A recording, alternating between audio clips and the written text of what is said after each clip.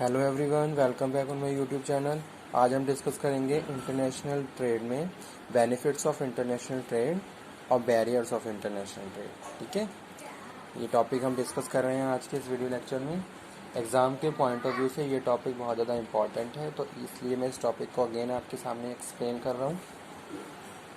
Benefits of international trade, तो यहाँ पे फर्स्ट है efficient allocation and better utilization of resources.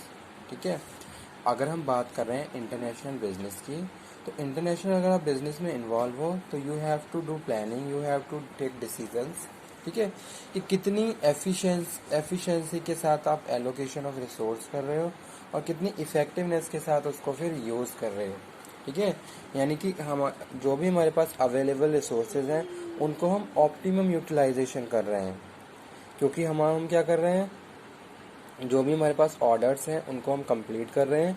तो कंप्लीट करने के लिए जो भी हमारे पास रिसोर्सेज हैं हम उनको ऑप्टिमम यूज़ कर रहे हैं and better utilization of resources. और रिसोर्सेज का हम क्या कर रहे हैं, बेटर यूटिलाइजेशन कर रहे हैं। ठीक है, तो वो यहाँ पे हम बात कर रहे हैं बेनिफिट्स में। तो एक बेनिफिट्स है इंटरनेशनल ट्रेड का।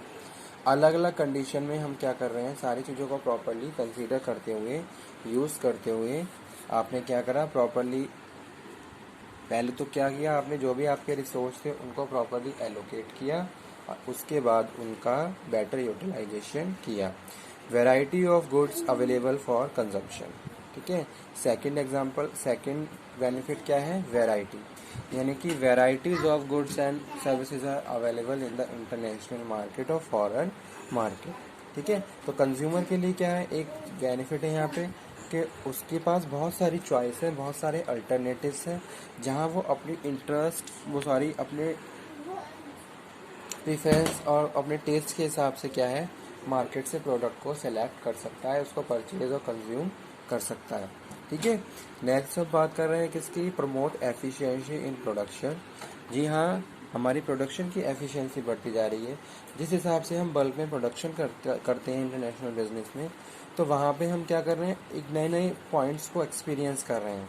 तो जब हम नए नए पॉइंट्स को, नए नए सिचुएशंस को एक्सपीरियंस कर रहे हैं, नए नए सिचुएशंस को एक्सपीरियंस कर रहे हैं, तो उस केस में हमारी जो प्रोडक्शन एफिशिएंसी है वो हम बढ़ाते जा रहे हैं। ठीक है, जहाँ जहाँ भी हमारी लैकिंग, तो वो यहाँ पे हम बात कर रहे हैं प्रमोट एफिशिएंसी इन प्रोडक्शन। जैसे जैसे आपको नए नए ऑर्डर्स मिलते जा रहे हैं, वैसे वैसे आप क्या कर रहे हो, अपनी प्रोडक्शन एफिशिएंसी को बढ़ाते जाते हो। ठीक है, जिस टाइप की प्रोडक्ट की आप अपनी प्रोडक्शन में नई नई मशीनरीज को भी यूज़ कर रहे हो, नई टेक्नोलॉजी को भी अप्लाई कर रहे हो, तो कहीं ना कहीं ये सारी चीज़ें क्या हैं, आपकी प्रोडक्शन एफिशिएंसी को बढ़ाती जा रही हैं। ठीक है, यूटिलाइजेशन ऑफ सरप्लस गुड्स, तो जो भी आपके सरप्लस गुड्स हैं उसका यूटिलाइजेशन भी बढ़ता जा रहा है। Consumption at cheaper cost, varieties of goods and services are available, तो उसके जो प्राइस सेट होते हैं वो भी मार्केट के हिसाब से होते हैं सेट। ऐसा नहीं है कि आप अपने हिसाब से प्राइस सेट कर सकते हो। ठीक है, तो जो भी कंपटीशन, प्रॉपर कंपटीशन है और मार्केट में जो भी प्रोडक्ट का प्राइस है आप उसी के हिसाब से क्या करोगे, फिर उसको सेट करोगे। नेक्स्ट हम बात कर रहे हैं बेनिफिट्स मोर एम्प्लॉयमेंट। जी हाँ, नंबर्स ऑफ अपॉर्चुनिटीज़ क्रिएट हो रही हैं इंटरनेशनल बिजनेस की वजह से।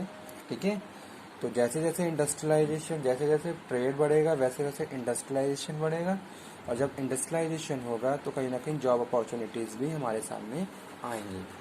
तो एक ये बहुत बड़ा बेनिफिट है हम लोगों के लिए, क्योंकि अभी हम जो हम अपनी कंट्री की बात करते हैं, India is a under developing country, तो उस केस में हमारा साइज ऑफ पॉपुलेशन तो स्पीडली बढ़ रहा है, लेकिन हमारा जो जॉब अपॉर्चुनिटी है बहुत ग्रेजुअली आ रही है। तो उस केस में अगर इस तरीके की एक्टिविटीज़ ज़्यादा होंगी तो जॉब अपॉर्चुनिटीज़ क्रिएट होंगी। ठीक है, जिसका इफेक्ट हमारी इकोनॉमी पे पड़ेगा। उसके बाद हम बात कर रहे हैं रिड्यूस ट्रेड फ्लक्चुएशन। जो ट्रेड के जो फ्लक्चुएशन जो भी फ्लक्चुएशन हो रहा है वो क्या हो जाएगा, कम हो जाता है। ठीक है, जैसे दो कंट्रीज आपस में बिजनेस कर रही हैं, तो कहीं ना कहीं वो दोनों कंट्रीज की ये कोशिश रहेगी कि हमारे जो पॉलिटिकल रिलेशन है, जो बिजनेस रिलेशन है, वो हेल्दी रहे।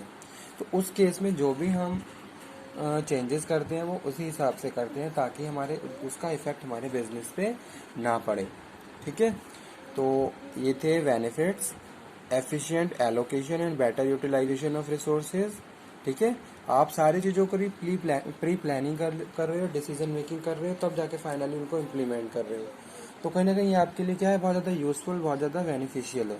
ठीक है, जो रिसोर्स आपके पास बेकार पड़े हुए हैं उनको भी आप इफेक्टिव यूटिलाइजेशन कर रहे हो।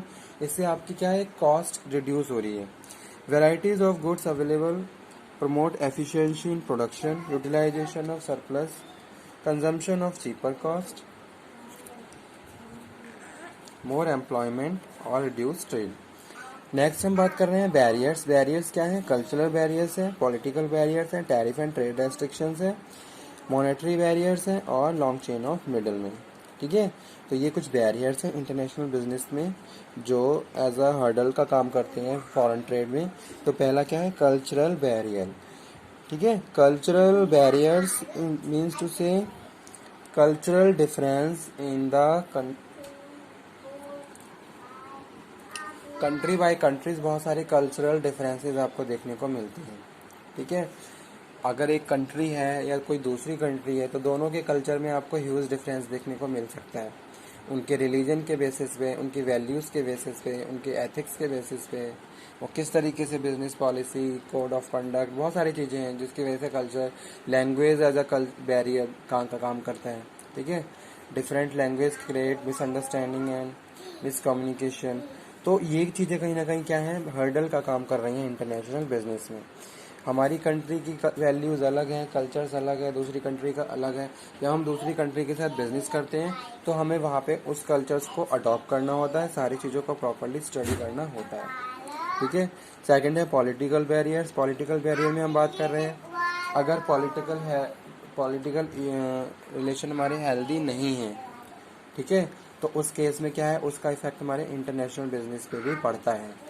अगर हम कुछ एक्सपोर्ट कर रहे हैं, कुछ इंपोर्ट कर रहे हैं और उस कंट्री के साथ हमारी हेल्दी रिलेशन नहीं है तो उसकी वजह से उसका इफेक्ट पड़ेगा। नेक्स्ट हम बात कर रहे हैं trade and tariff and trade restrictions. जी हाँ, एक्सपोर्ट इंपोर्ट की बात करते हैं तो बहुत सारे टैरिफ, बहुत सारे taxes, quotas you have to pay, आपको पे करने पड़ते हैं। तो उस केस में जब आप इन सारी फॉर्मेलिटीज़ को करते हो तो आपके लिए क्या है, एक हाई कॉस्ट पे करनी पड़ती है। ठीक है, तो टैक्सेस वगैरह जो काम है वो हमारे लिए क्या है, एज अ हर्डल का काम करते हैं। जैसे हम बात करते हैं इंपोर्ट की, जब आप इंपोर्ट करते हो तो आपको बहुत सारे टैक्सेस पे करने पड़ते हैं। ठीक है, जो बहुत सारे टैक्सेस आप पे करते हो तो आप क्या करते हो, आप भी क्या करते हो, पर यूनिट कॉस्ट बढ़ा देते हो, जिसका वो जो अल्टीमेटली हम कस्टमर से ही, कंज्यूमर से ही पे करवाते हैं, तो उसका इफेक्ट एक फाइनली कस्टमर पे पड़ता है। तो इस तरीके से ये भी क्या है, एक बैरियर है। Monetary barriers, monetary transaction you have to consider, जिसमें हम बात कर रहे हैं बैलेंस ऑफ पेमेंट की, बैलेंस ऑफ ट्रेड की। सारी चीज़ें प्रॉपर तभी होंगी जब प्रॉपर मॉनेटरी ट्रांजैक्शन हो रहा है। करेंसी रेट फ्लक्चुएशन होते हैं तो उसका इफेक्ट भी पड़ जाता है। ठीक है, और उसके बाद जो हम बात कर रहे हैं long chain of middle man. जी हाँ, इंटरनेशनल बिजनेस में हम बात कर रहे हैं तो इंटरनेशनल बिजनेस में long chain of middle man है। तो ऐसा नहीं है कि बस बायर और सेलर है, बायर और सेलर के बीच बहुत सारी मीडिएटर पार्टीज हैं जो अपने अपनी साइड पे अपने अपने रोल प्ले कर रही हैं और इंटरनेशनल बिजनेस को प्रोसीड करवा रही हैं। ठीक है, जैसे एग्जांपल देता हूँ ट्रांसपोर्टेशन का। आपने कुछ प्रोड्यूस किया, कंटेनर हायर करोगे, कंटेनर सी पोर्ट तक जाएगा, तो एक मिडल मैन है ना, प्रॉपर उसके लिए आपको डॉक्यूमेंटेशन करवाने पड़ेंगे, परमिशन लेनी पड़ेगी। तो इस तरीके से long chain of middle man है जो एक बैरियर का काम है, यानी कि टाइम कंज्यूमिंग प्रोसेस भी हो जाता है और कॉस्ट भी हमें प्रॉपर वहाँ पे वेयर करनी पड़ती है। ठीक है, तो ये थे बैरियर्स ऑफ इंटरनेशनल ट्रेड।